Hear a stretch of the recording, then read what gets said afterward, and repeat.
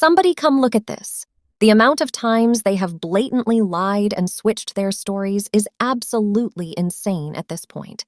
Listen to this interview from 5 days ago with Smiley's story on YouTube about the belt and CPS situation, compared to the interview yesterday with Nancy Grace on the same topic. Your mind will be blown. Have you ever had CPS called on you before? Yes. That's I've had hard. it. Well, I'll be honest with you. I've had CPS called on me in 2 states, New Mexico and Tennessee. And and did that include with Sebastian?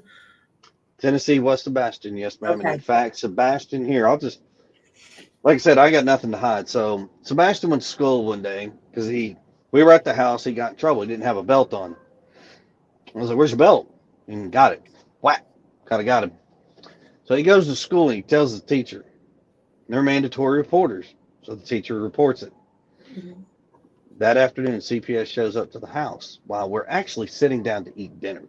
Now, mind you, 15-year-old child, he's not real happy because he's in trouble, so he's being punished. So he shows, he makes a report. They come to the house, and the lady who comes to the house is the same lady we've had. She's had a case before.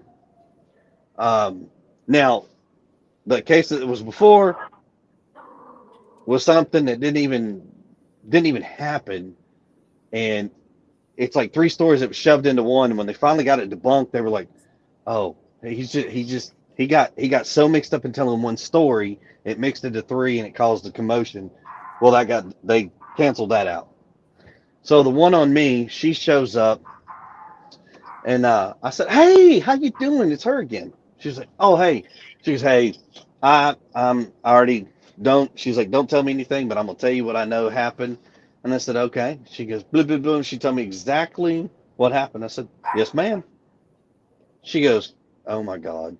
Now listen to this and how everything about the story changes. I want to find out about Mr. Proudfoot hitting Sebastian with a belt. What happened?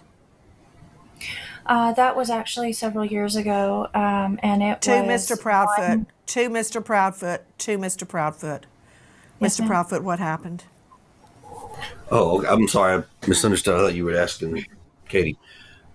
Sebastian had gotten in trouble. He got caught lying. And I had asked him, I said, "Hey, you got to have a punishment for this." He says, "Yes, sir." And I said, "Okay."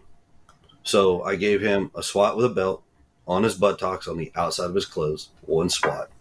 What did he lie about? I honestly, I don't remember at the time, but it was probably something dealing with school because that's majority where his issues lie.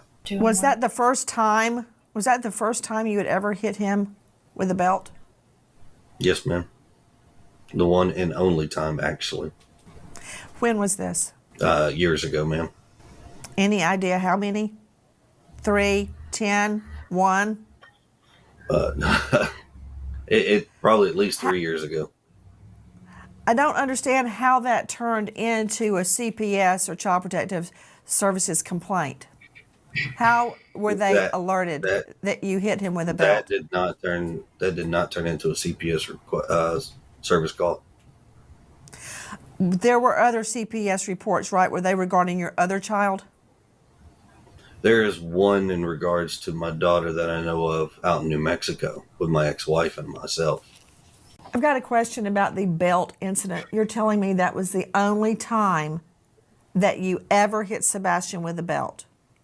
Yes, ma'am. And you're also telling me that did not make it to CPS? No, ma'am, that did not.